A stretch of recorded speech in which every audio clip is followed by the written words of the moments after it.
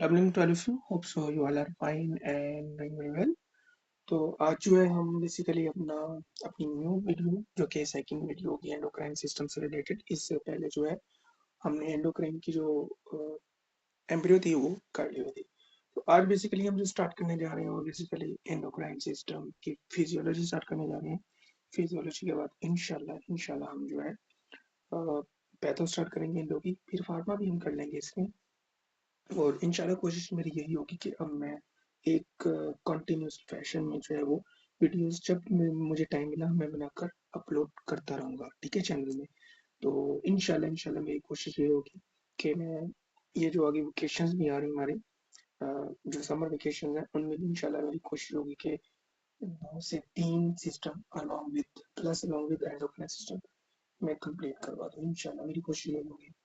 तो आज हम बेसिकली स्टार्ट करने जा रहे हैं, छोटा सा टॉपिक होगा, इतना बड़ा नहीं होगा। एंडोक्राइन सिस्टम के बारे में हम देखेंगे, थोड़ा सा बेसिक्स क्या होता है, ठीक है।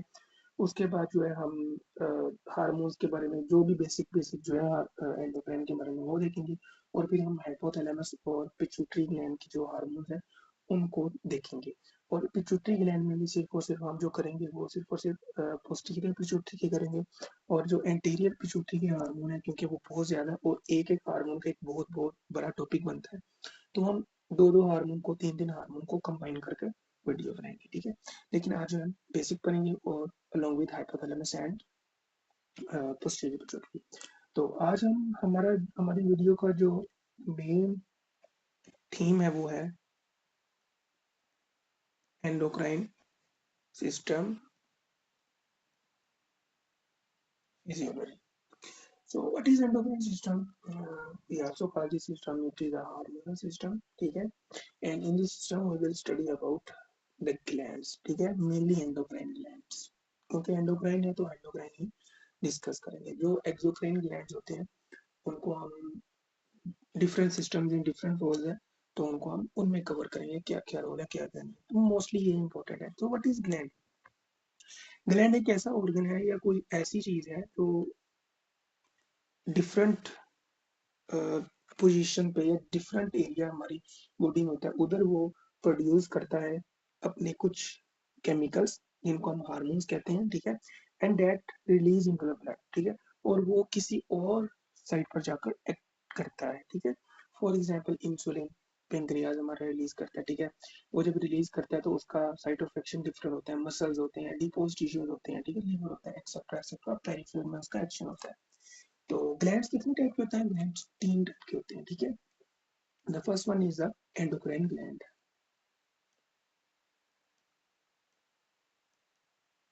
एंडोक्राइन ग्लैंड से मतलब ये है कि ये जो अपनी सिक्रीशन है ये डायरेक्टली जो है वो ब्लड में करवाता है। If this gland is directly force their secretion into the blood, that means this gland has no duct, ठीक है। ये हो गया। उसके बाद आ जाओ एक्सोक्राइन ग्लैंड। एंडोक्राइन ग्लैंड की एग्जांपल हम दे दें तो पिट्यूटरी ग्लैंड, ठीक है। एक्सोक्राइन ग्लैंड में आ जाओ तो ये वो ग्लैंड्स होते हैं जो डायरेक्टली अपनी जो सिक्रीशन है वो ब्लड में नहीं करते, इनकी डक्ट्स होती हैं, ठीक है। इसमें सबसे मेजर एग्जांपल आप सबको है स्लाइवरी ग्लैंड्स, ठीक है। उसके बाद वो मिक्स्ड होते हैं जिनका दोनों का फंक्शन एक्सो भी हो सकता है एंडो भी हो सकता है। और मोस्ट इम्पोर्टेंट एग्जाम्पल जो है pancreas, that act as a exocrine and endocrine part as well, ठीक है। एक्सोक्राइन में आ जाए तो अमाइलेज, ठीक है, लाइपेज वगैरह ये सिक्रीट करता है। और एंडो में आ जाए तो मोस्ट इम्पोर्टेंट योर इंसुलिन, ठीक है। तो ये हो गया बेसिक। अब component of the endocrine system कौन कौन से हैं? बहुत इंपॉर्टेंट है कंपोनेंट ऑफ एंडोक्राइन सिस्टम।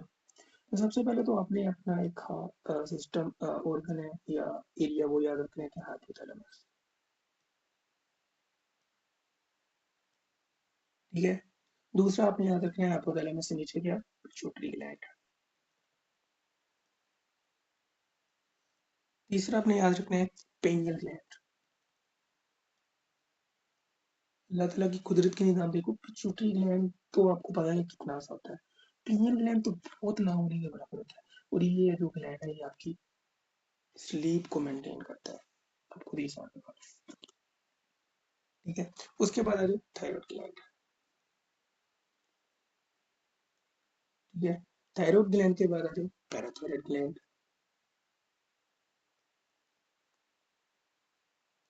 ठीक है, पैराथायराइड के बाद आ जाओ तो एड्रिनल ग्लैंड, और एड्रिनल ग्लैंड के बाद आ जाओ तो जो पैंक्रियास। ये जो कंपोनेंट है 7 ग्लैंड्स, ये हमारे एंडोक्राइन सिस्टम का कंपोनेंट है। तो इन्हीं को हमें डिस्कस करना है, और इन्हीं के हार्मोन को हमें डिस्कस करना है। तो मजा आएगा जब एक वीडियो लेक्चर को आप देखोगे तो आपको समझ आती है। तो कोशिश किया करो लेक्चर्स देखा करो।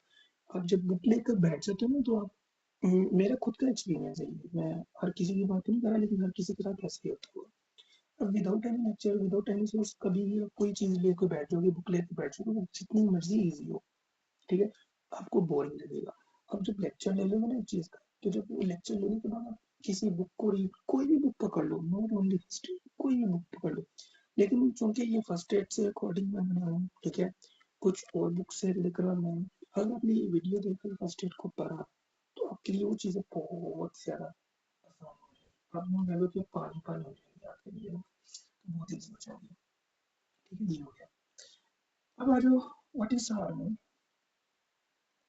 क्योंकि हम बेसिक बेसिक अभी कर रहे हैं तो हार्मोन के बारे में पता होना चाहिए। ठीक है, a chemical machinery that produce at one part of the body and act on the target tissue. वो टारगेट टिश्यू कोई भी हो सकता है। ठीक है, हार्मोन में भी प्रोटीन इन नेचर, ठीक है, like your insulin that is protein in nature. ठीक है, 51 अमीनो एसिड से बनता है, जिसकी दो चेन होती है। One chain consist of 31 amino acids and the second one is 20 amino acids, और इन दोनों चेन्स को आपस में जोड़ा होता है कि इसमें डाइसल्फाइड बॉन्ड। नहीं, हम इंसुलिन जब देखेंगे तब हम देखेंगे। मैंने ये बताना था कि प्रोटीन नेचर भी होते हैं। दूसरा, लिपिड नेचर भी होते हैं, योर एल्डोस्टेरॉन। ठीक है, हार्मोन इन दोनों का, अब सही बात है, इन दोनों का साइड ऑफ एक्शन भी डिफरेंट डिफरेंट है, तो चूंकि साइड ऑफ एक्शन डिफरेंट है तो रिसेप्टर भी डिफरेंट होंगे। देखो, किसी भी चीज का अपना स्पेसिफिक रिसेप्टर होता है। अब ये नहीं कि इंसुलिन प्रोड्यूस हुआ है उसने जाके एल्डोस्टेरोन के रिसेप्टर पर काम करना, नहीं, ऐसा नहीं होता। हर किसी का अपना अपना रिसेप्टर होता है। तो रिसेप्टर क्या है? रिसेप्टर दो चीजों को, रिसेप्टर का क्राइटेरिया, और वो दो क्राइटेरिया पर रिसेप्टर होने की रिक्वायरमेंट को फुलफिल करते हैं।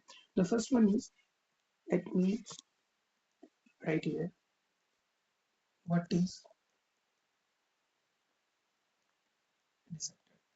रिसेप्टर जो है इसका क्राइटेरिया है, दो क्राइटेरिया, जो कि अगर कोई भी चीज उतरती है उस क्राइटेरिया पर, that is receptor. The first one is chemical receiver, a site that have an option for chemical receiver। ठीक है, वो केमिकल रिसीवर हार्मोन भी हो सकता है, ड्रग भी हो सकता है, और इन हार्मोन्स, ड्रग वगैरह वगैरह को, ये जो केमिकल रिसीवर्स हैं या केमिकल स्टिमुलेंट्स हैं, इनको हम एज अ होल लाइगेंड्स भी कहते हैं। ठीक है, दूसरा criteria, create the biological change in the cell. देखो, हमारे जो हार्मोन है वो किसी सेल पर जाकर उसने अटैच होना है, और सेल पे हमारे डिफरेंट काइंड ऑफ रिसेप्टर्स होते हैं। मेम्ब्रेन रिसेप्टर्स भी होते हैं, विद इन द न्यूक्लियस भी होते हैं। ठीक है, मोस्टली जो है वो मेम्ब्रेन रिसेप्टर पर काम करते हैं। न्यूक्लियस में जो हमारा स्टीरॉयड रिलेटेड हार्मोन है वो काम करते हैं। सिर्फ इतना सा याद रखो, बाकी हम जब हम देखेंगे वो देख लेंगे। Create biological change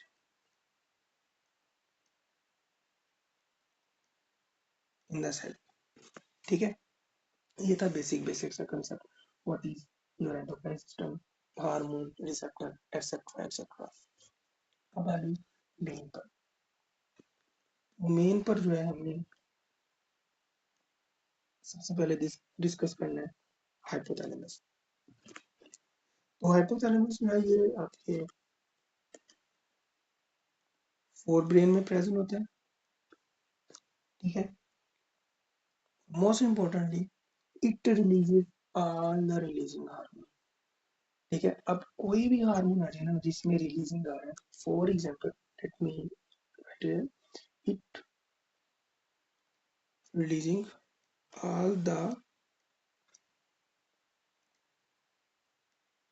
releasing hormone, for example thyroid releasing hormone releasing आ रहा है, corticotropic releasing hormone releasing आ रहा है, gonadotropin releasing hormone releasing आ रहा है। ठीक है। जिस किसी भी हार्मोन में रिलीजिंग का वर्ड आ रहा है वो आपने उसका आपको पता लग जाना चाहिए कि ये हार्मोन कहाँ से बन के आया है। तो वो बन के आया है जो ट्रिपल थैलेमस हाइपोथैलेमस। ठीक है। लेकिन यहाँ पर एक्सेप्शन है दो हार्मोन्स की। वो इसलिए एक्सेप्शन है कि ये जो दो हार्मोन है ये बनते तो हाइपोथैलेमस से लेकिन स्टोर होते हैं आपके पोस्टीरियर पोजीशन में। सो दैट्स व्हाई इस वीडियो में मैंने सिर्फ और सिर्फ पोस्टीरियर पिट्यूटरी हार्मोन को डिस्कस करना था। ठीक है। अब ये जो हार्मोन्स हैं ये हमारे हाइपोथैलेमस में दो न्यूक्लियस होते हैं। We have two nucleus in our hypothalamus. The first one is supraoptic nucleus. Supraoptic nucleus. And the second one is periventricular nucleus.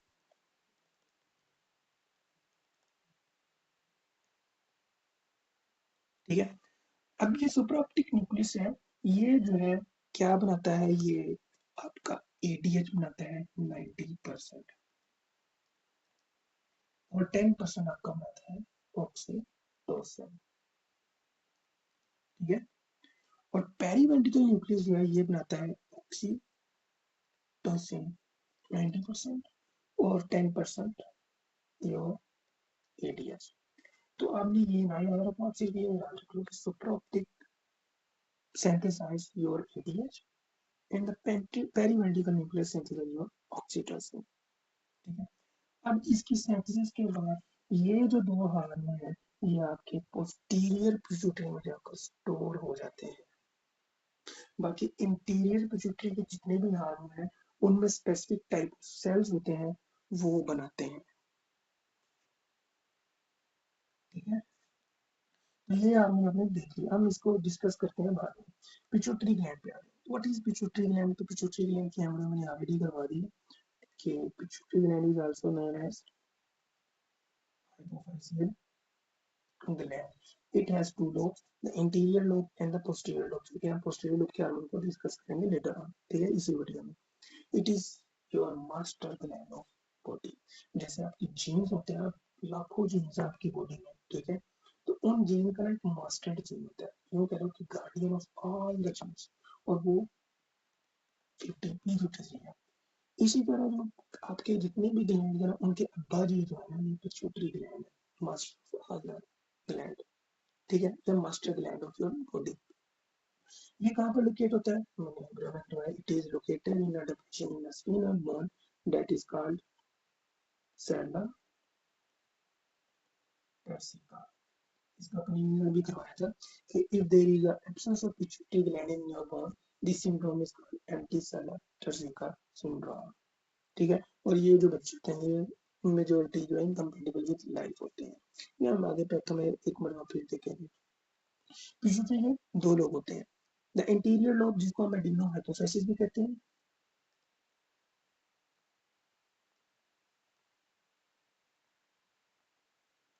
ठीक है। Drive from the Rathke's pouch. अब रेक्केपोज को मैंने एम्ब्रियो में करवाया था कि रेक्केपोज के दो पोर्शन होते हैं, इंटीरियर पोर्शन और पोस्टीरियर पोर्शन। अब जो इंटीरियर पोर्शन जो है वो कन्वर्ट हो जाता है इंटीरियर पिट्यूटरी में। ठीक है। और जो पोस्टीरियर होता है वो कन्वर्ट हो जाता है पार्स इंटरमीडिया में। ये मैं थोड़ा थोड़ा टच दे रहा हूँ दोबारा से एम्ब्रियो की वीडियो का। अगर आपको कुछ नहीं पता इसके बारे में तो it is better to go for embryo video related to endocrine system. तो आपको बहुत मजा आएगा फिर ये चीजें देखना। तो जब इंसान को थोड़ा बहुत पता होता है ना पीछे से ऑलरेडी, तो वो फिर उसको उसके अंदर फिर करेज पैदा होती है। ठीक है ना, कि यार नहीं मुझे अब करना है। तो उस वीडियो को आप जाकर देखो। अच्छा, ये जो रिनो हाइपोफाइजिल है ये इसमें डिफरेंट सेल होते हैं जो different type of hormone produce करते हैं। फॉर एग्जांपल लैक्टोट्रोफ्स, लैक्टोज मतलब मिल्क। तो lactose produces the prolactin, gonadotroph cells producing FSH and LH, somatotroph releasing somatotroph cells growth hormone को रिलीज करते हैं, ठीक है, बनाते हैं बल्कि। थायरोट्रोप जो है वो थायराइड स्टिमुलेटिंग हार्मोन है, ठीक है। एड्रेनोकोर्टिकोट्रोप कौन सा बनाता है, एसीटीएच बनाता है। यहाँ पे पास में इंटरमीडिएट है, बेसिकली मैंने पहले भी बताया था कि your this is your pituitary gland, this is anterior, this is posterior. ये जो लाइन ऑफ सेपरेशन है पोस्टीरियर एंटीरियर, किसको हम कहते हैं, पार्स इंटरमीडिया। और अल्लाह ताला ने इस पार्टीशन को भी फंक्शन दिया हुआ है, that secretes your melanocyte stimulating hormone, जो आपकी स्किन को पिगमेंटेशन करवाता है, ठीक है। तो ये था पिट्यूटरी। अब आ जाओ पोस्टीरियर पिट्यूटरी को, जिसको हम न्यूरो हाइपोफाइसिस भी कहते हैं,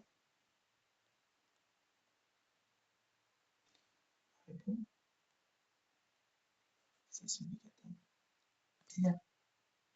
अभी जो न्यूरो हाइपोफाइसिस है, हमेशा मान के रखते हैं कि पिट्यूटरी ग्लैंड जो न्यूरो हाइपोफाइसिस है वो कोई हार्मोन नहीं बनाता, बल्कि हाइपोथैलेमस से आए हुए दो स्पेसिफिक हार्मोन, जो कि ऊपर मैंने बता दिए, सुप्राऑप्टिक से एंटीडायरेटिक हार्मोन बनता है, और पेरिमेट्रिकल न्यूक्लियस से जो है वो ऑक्सीटोसिन बनता है। वो ऑलरेडी बनकर आते हैं पीछे से, बल पीछे पोस्टीरियर का काम सिर्फ ये होता है कि उनको स्टोर करना, और ऑन डिमांड और on need they secrete those hormone, ठीक है। तो अब जो हमारा मेन काम है वो इन दो हार्मोन्स को रीड करना है, ठीक है। तो इन दो हार्मोन को रीड करना है, तो सबसे पहले जो हम देखेंगे वो ऑक्सीटोसिन है, ठीक है। ऑक्सीटोसिन का सबसे पहला काम आपने याद रखना है कि it helps in ejection from female breast, ठीक है। तो एमसीक्यू आता होता है कि milk let down reflex is done by which hormone, milk let down reflex is done by which hormone, तो ये ऑक्सीटोसिन का काम होता है, ठीक है। एक ये हो गया, और दूसरा आप याद रखो कि have seen uterine contraction during labour. तीसरी बात वो ये याद रख लो कि it increases your emotions, love and bond, ठीक है। ये तीन बात याद रखो, और इन सब में इम्पोर्टेंट ये, और ये भी बहुत ज्यादा इम्पोर्टेंट है, ये जो अगर नहीं याद रहता। हमारा लिम्बिक सिस्टम होता है एक, न्यूरोनेट में जब हम करेंगे तब हम देखेंगे।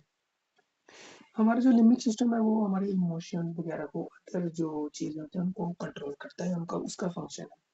अब हमारे लिम्बिक सिस्टम में ना रिसेप्टर्स होते हैं, स्पेसिफिक रिसेप्टर्स, वो किसके लिए होते हैं, वो हमारे ऑक्सीटोसिन के लिए होते हैं। सो दैट्स व्हाई हमारा जो लिम्बिक सिस्टम जो है वो हमारे इमोशन को रेगुलेट करता है, क्योंकि ऑक्सीटोसिन के रिसेप्टर उस उधर होते हैं, ठीक है। ये तो ऑक्सीटोसिन बड़ा नॉर्मल दूसरा था। अब आ जाओ एंटी डायबिटिक हार्मोन पर, ADH, also known as vasopressin, ठीक है।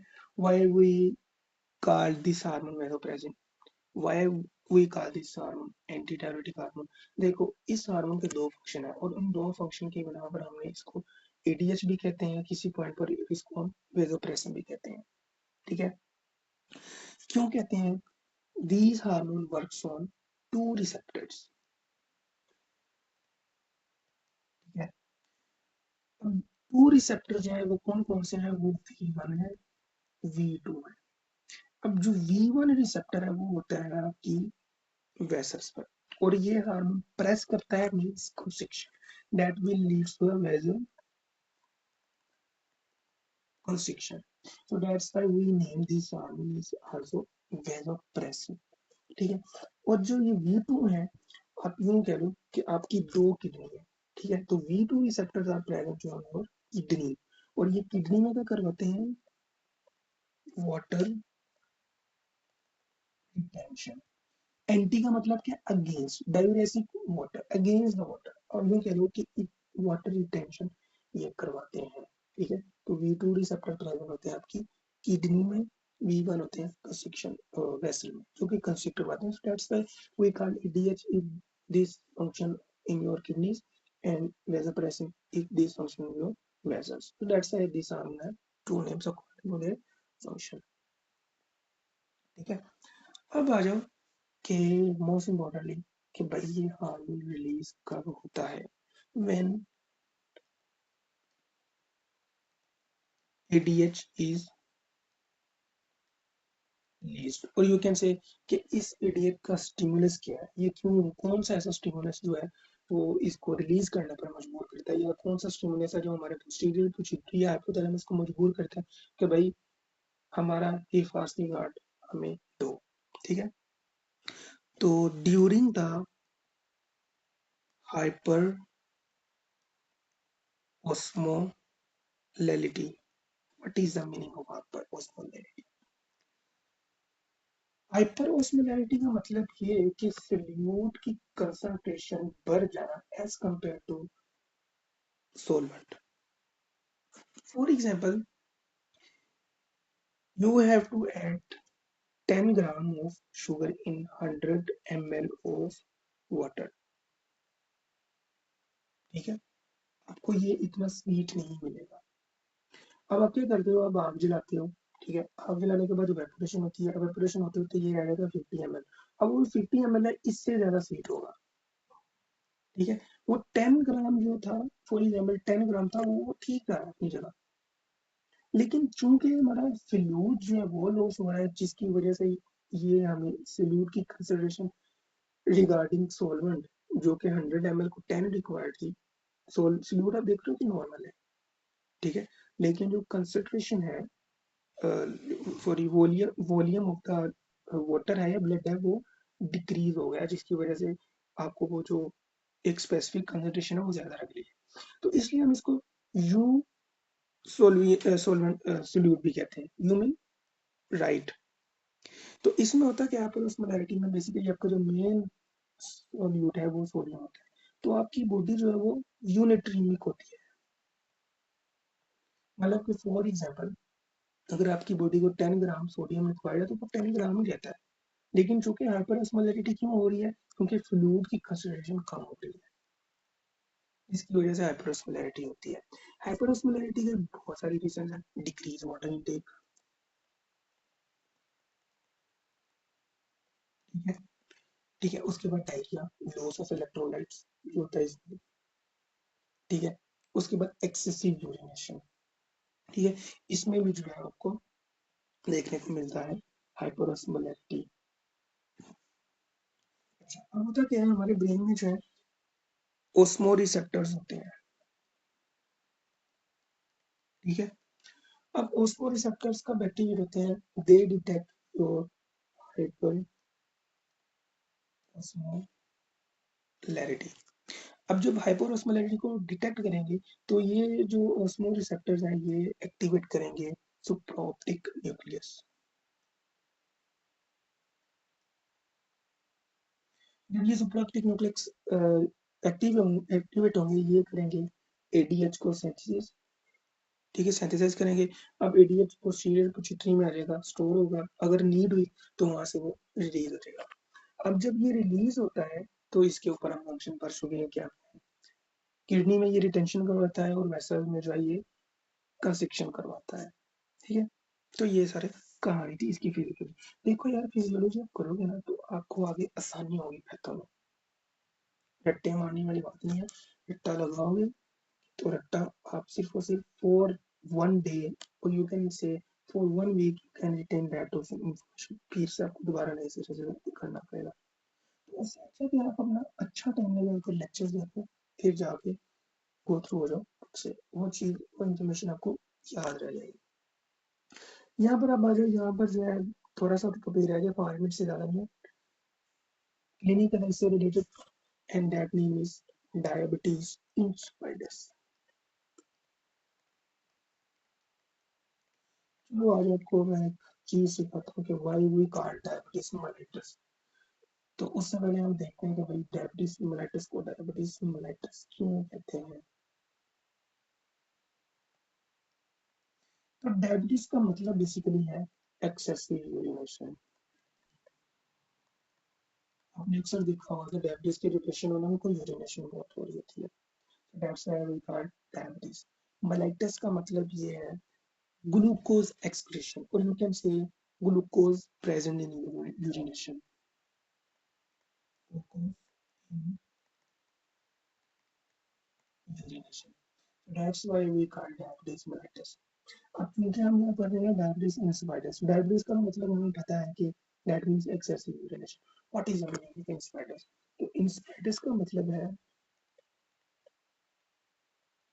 No sugar but something an other solute rather than sugar या ग्लूकोज।